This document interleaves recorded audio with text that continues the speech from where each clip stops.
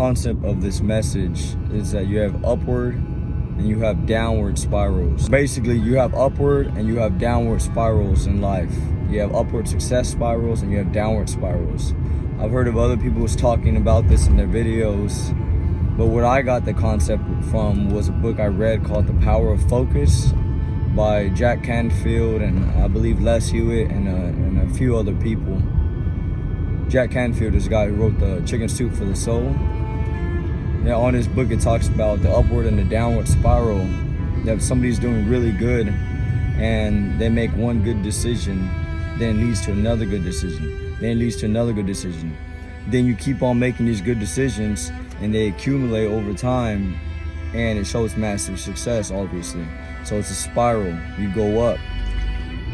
But just as easily as that can happen, it's real easy for anybody who's already achieved great success or on the way and almost near that benchmark of accumulating the success that they want in their life. They can make one bad decision. And when they make that one bad decision, it'll lead to another bad decision. Then it'll lead to another bad decision. Then that creates a downward spiral. And that's how people end up, like let's say a bum on the street or somebody who's working at McDonald's in their 30s, you know, that's how somebody ends up in a position like that because they made one bad decision. Like let's say the weekend comes around, you can drink with your friends, or you can stay home and read a book and do things that are going to improve your life. So you have different scenarios. So let's say you decide to go drink. So you go drink. After that, you decide you're already drunk. Let's say you decide you're around people who are negative. You decide to do a drug. You do a drug. And let's say you decide to drive drunk. You drive drunk. Next thing you know, what if you get stopped by the cops? The cop stops you, takes away your car. You got a DUI. Your insurance goes up. It goes on your record. And now you have to waste time having to deal with all that. Now you have to pay your ticket. But that's like one small example of a downward spiral. There's way bigger repercussions if you keep making these decisions. They all accumulate over time. This is the same way success accumulates over time. So all of these things will add up and show down the road. All the seeds that you're planting right now, they're gonna reap. Whether they're negative or they're positive, they're gonna reap anyways. So you might as well try to make the right decision in the first place and create what you really want, not what you don't want. Understand there's things that you don't want to do every day on a daily basis, but if you don't do these things, the ultimate sacrifice that you will make, if you don't sacrifice the small instant gratifications, will be your dreams. So example, if you want to buy a house, the small sacrifices you make on a daily basis are doing things, making your payments on time to make sure your credit is good, saving money, putting money away, things of that nature. But let's say you wanna fast track it. You wanna just look like you have a nice house. So you go rent a house. Now you put $1,500. You put $1,500 for the rent and a deposit up front. That's $1,500 that could have went towards your house. You could have stayed in that shitty apartment, but instead you wanted to jump ahead and make you look like you're successful. You want to over leverage yourself. You don't know that you're doing this, but you're going to learn it the hard way. I mean, I've made mistakes like that in the past before too with certain decisions. Not like that, but in certain decisions.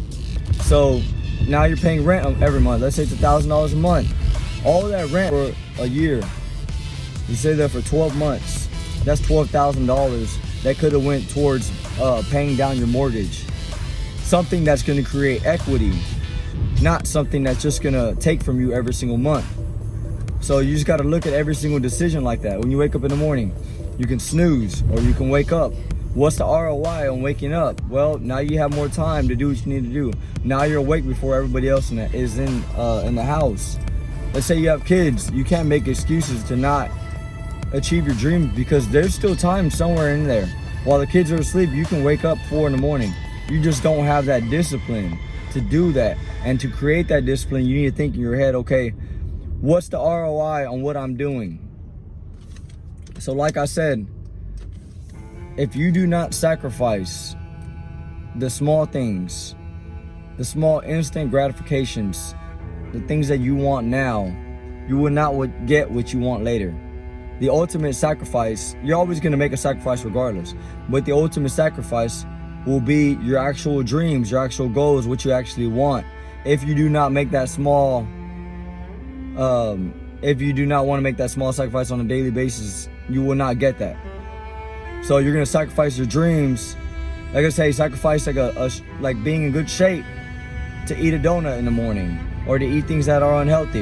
You're going to sacrifice buying a house because you want to overspend the money that you have on a daily basis, so you're not putting money away for a down payment, or you're not paying your payments on time so you don't have good credit. You want to sacrifice a great future. So instead you give in and you go drink every day because you want to cope with your problems, and that's the only way you know. So whenever you're making these decisions, think about right from wrong, because we all know what the right thing is to do, but the question is, are we willing to actually do it? So just some thoughts put into your head, make you think a little differently. I'm talking a little more calm today. Like I said, my voice is kind of damaged, so I can't yell like I usually do, but who knows, putting this out in this type of frame, because I'm usually talking at a faster pace, it might actually be something that y'all resonate. It might be something that adds value to you. And if it does, leave a comment down below. Let me know. Like I said, this is a channel I'm building, so I don't know who watches it. I don't know if people actually engage in it. I don't know what's going on yet. But if you do have some type of value from this video, leave a comment. Let me know what you suggest for newer videos, and we will go from there. Alright guys, that's my video for today. I'm making it while I'm driving. I don't know if I will have time later, so I'm just gonna do it anyways. That's part of the process. I had a decision. I could have not made a video today.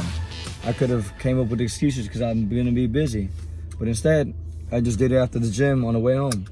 So make your decisions wisely. Things, and by the time I turned 18, I was living on the bad side of town. I went to the refineries.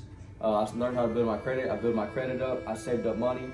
By the time I was 19, I bought a over $100,000 house on a nice side of town, and I moved away from that side of town and got away from all of that negativity and got my own property. And I did this in 19, just a matter of time, because I shifted my brain in the way it was programmed. Because if you come up with a program, if you come from poor middle class, your parents aren't going to teach you how to manage your money the way rich people do, because they don't know.